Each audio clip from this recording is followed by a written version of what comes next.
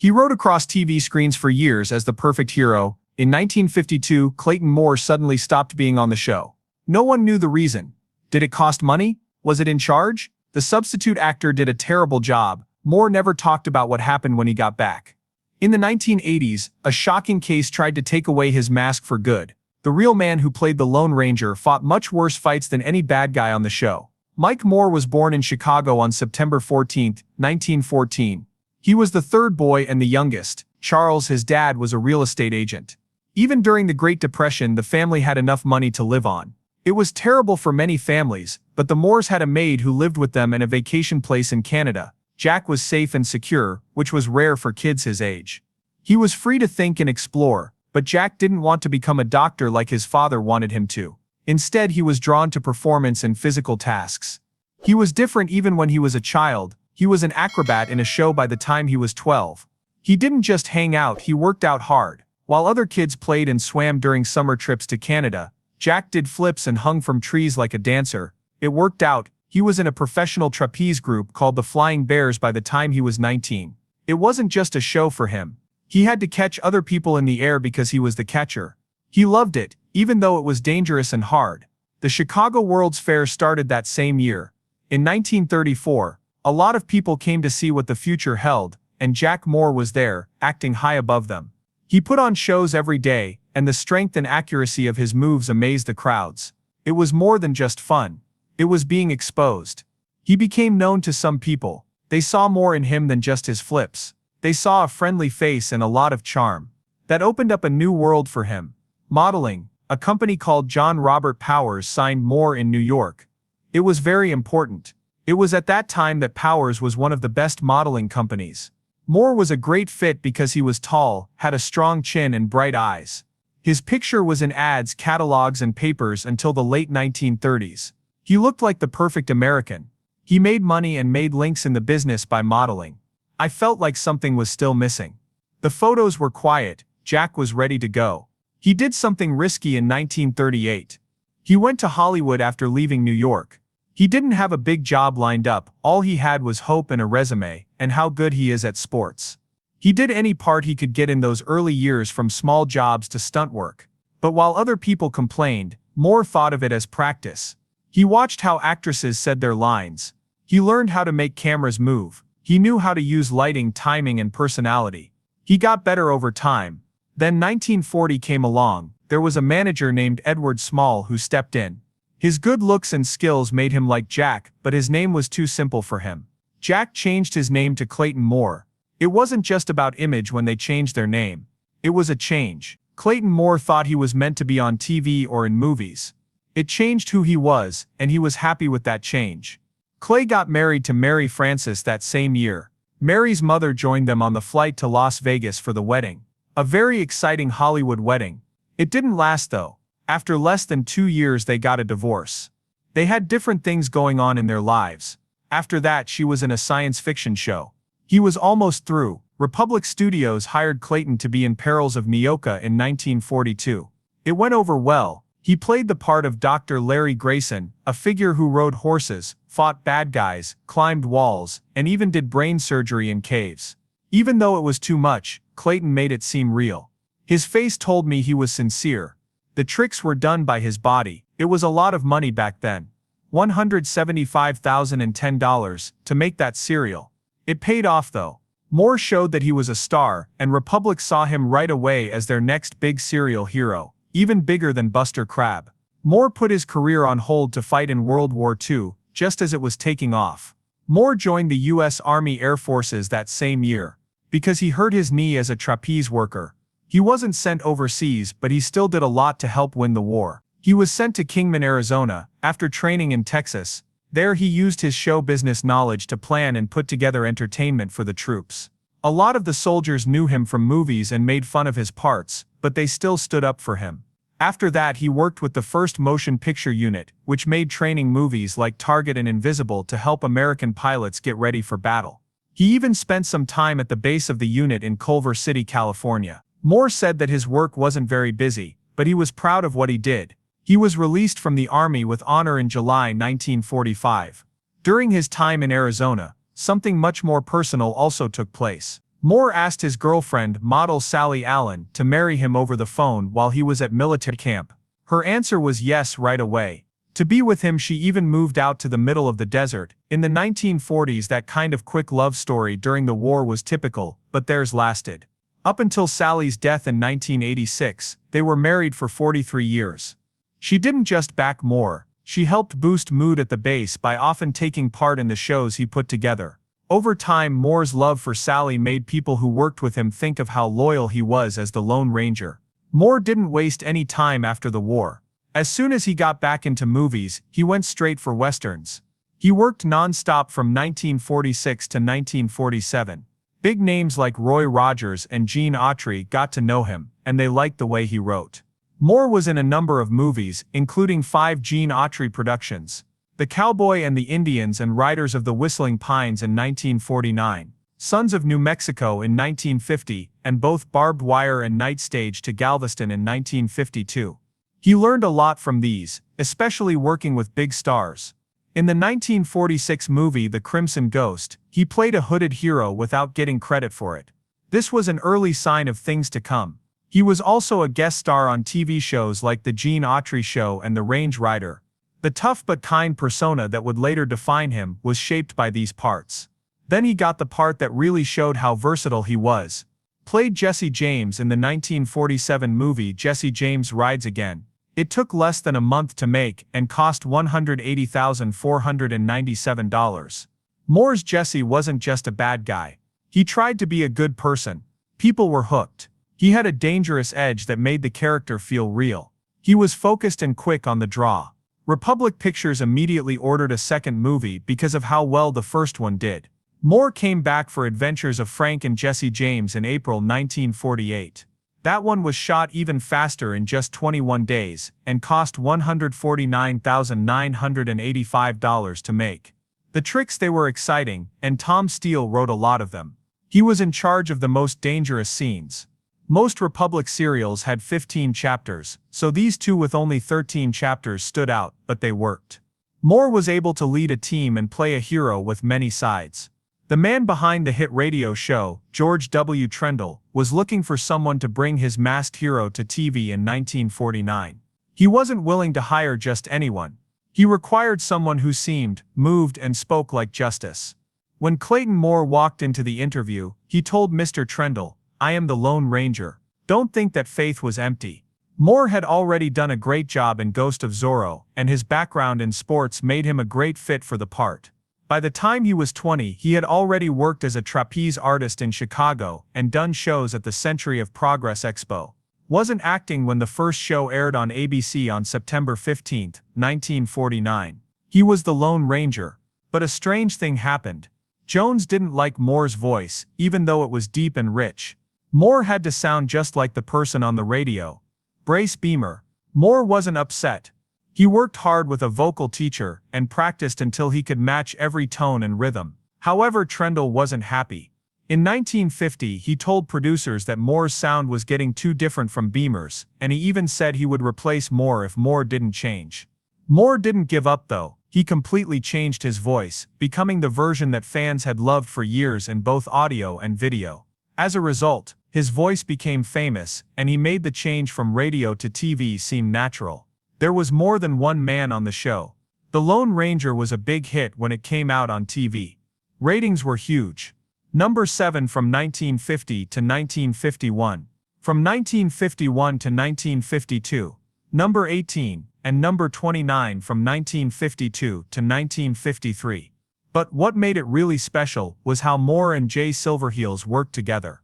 Silverheels, a real Native American actor, played Tonto. This was a big change from the past, when white actors usually wore makeup to play these kinds of parts. Tonto's English was still bad, but Silverheels made him look good. Fans took notice. It was said that the Ranger and Tonto were not boss and slave. They were on the same level. People thought that idea was important. But things weren't really fair behind the scenes. Silverheels made $150 a week and an extra $2,500 in 1951. He made $650 a week by 1954, but he still wanted to make more. No matter what, the bond between them made the show unique, and it was just what the world needed.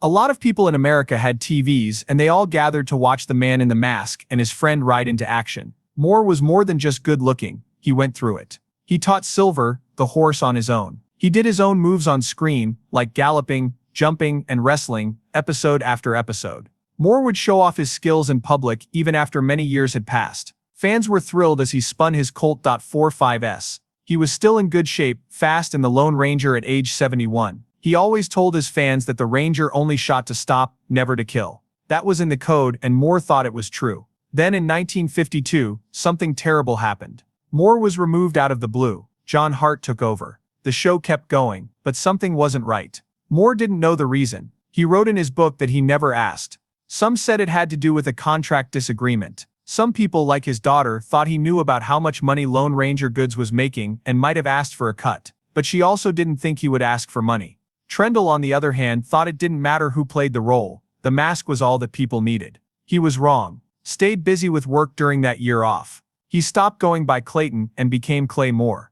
He played a bad guy named Graber in Radar Men from the Moon. Because it was a low-budget serial, Moore broke the lead actor's nose by mistake during a fight scene. He was also in Jungle Drums of Africa with the first Lois Lane, Phyllis Coates. These jobs paid the rent. But none of them were as exciting or famous as being the Lone Ranger. It was 1953 before Trendle had had enough. Deep down, he didn't like any of the 52 shows he watched. His voice was flat and his heart was racing. He slouched in the chair. Fans didn't like him, and the show was losing steam. Moore got a new agent. It was the same person who worked with Silver Heels. Talks began to happen. Moore didn't just come back, he came back with more money. Hart was quietly fired without being told why or being argued with. Moore just put on the mask again, and the show went on as planned. After that, Moore was in 169 of the show's 221 episodes. When he came back, so did the bond between him and Silver Heels. The episodes were fine, once more. Moore didn't stop after the show finished on June 6, 1957. He went out in public as the Lone Ranger for the next 40 years.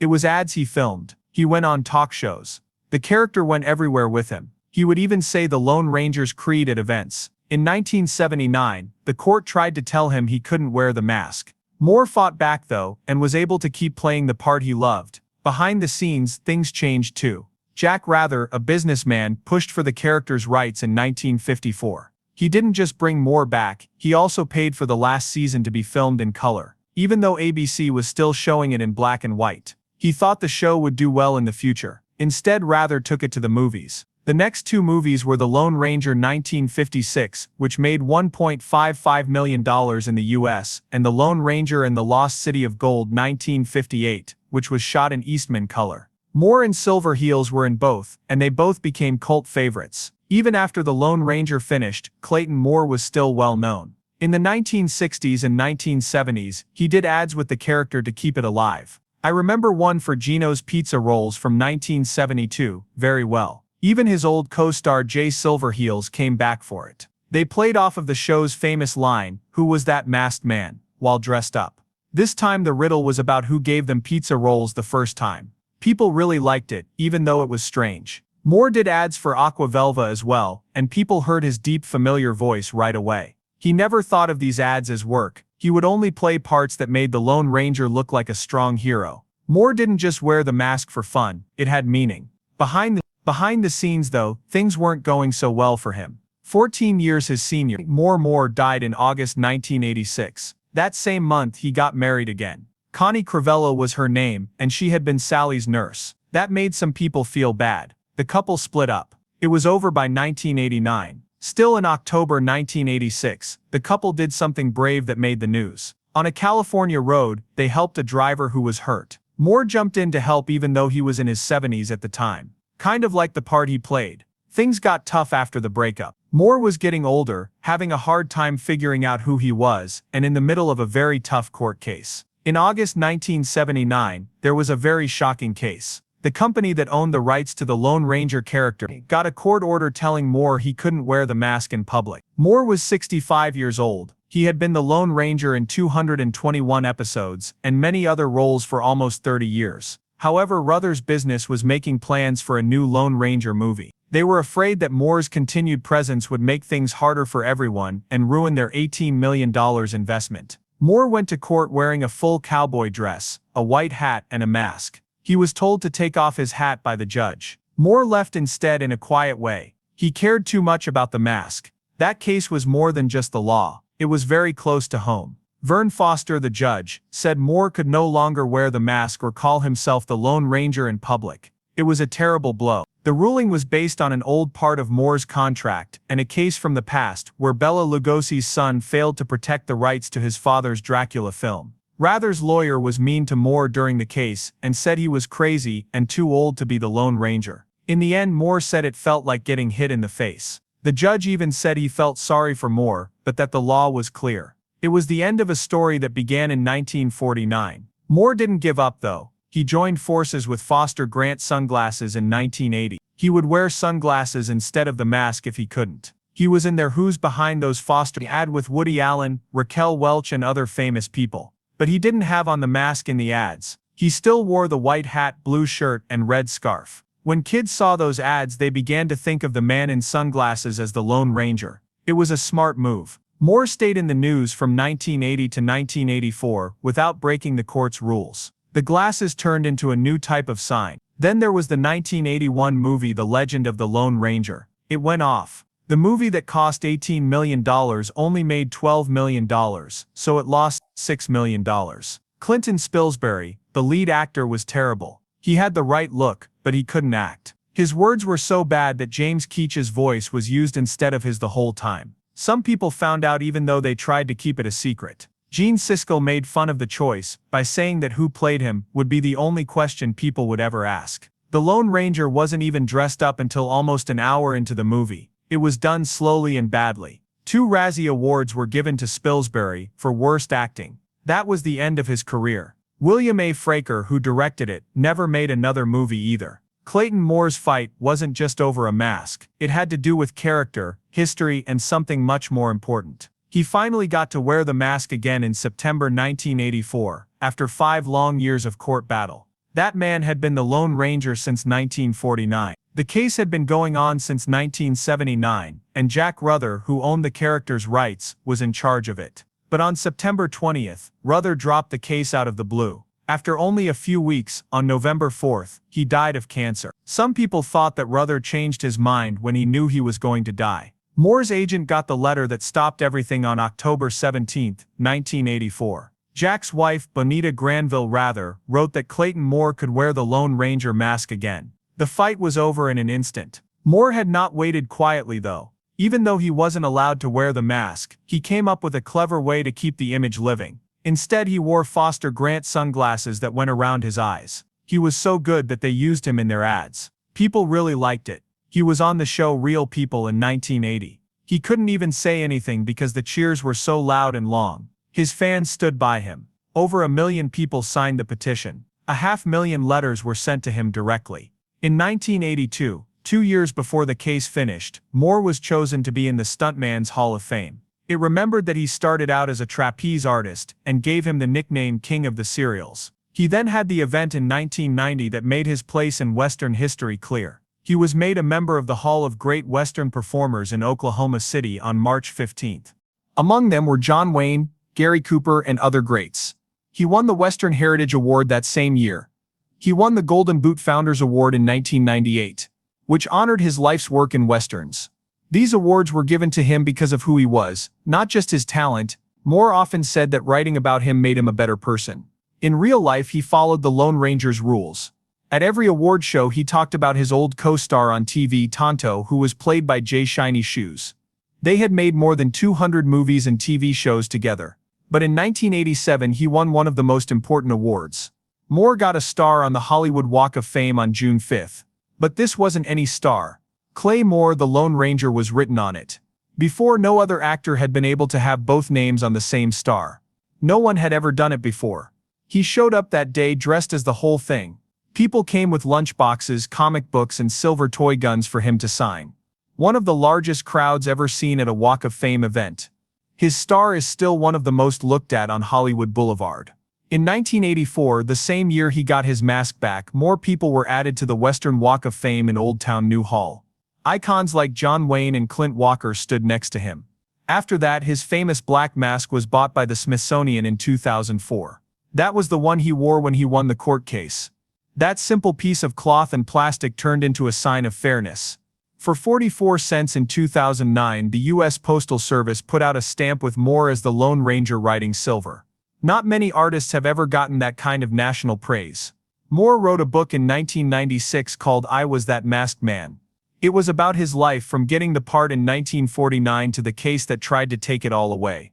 He wrote that all he had to do to get the part was tell Mr. Trendle I am the Lone Ranger. He really meant it. The book talked about how painful it was to lose the right to wear the mask. It felt like getting hit in the face to him. But he also wrote about how people were nice to him, about the letters and support, and how he didn't hold grudges against anyone, even those who tried to stop him. His 1996 book tour was a time to remember the Lone Ranger's creed: all men are equal and one person can make a difference.